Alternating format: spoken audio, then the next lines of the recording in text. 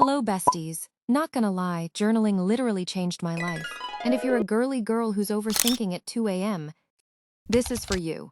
So grab your coffee, let's start journaling the cute way. First off, journaling isn't Dear Diary cringe, okay? It's your personal therapist that costs 0 rupees. If you're new and thinking, but I don't know how to write girl. Same. I'll show you 5 types exactly how to start today. 1. The Brain Dump Journal. For the overthinkers, just vomit all your thoughts on paper. No rules.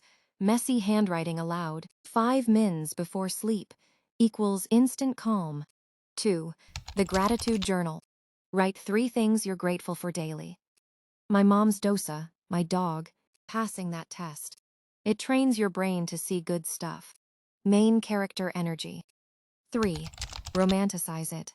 Light a candle. Play Taylor Swift. Use that cute pen. Make it your time.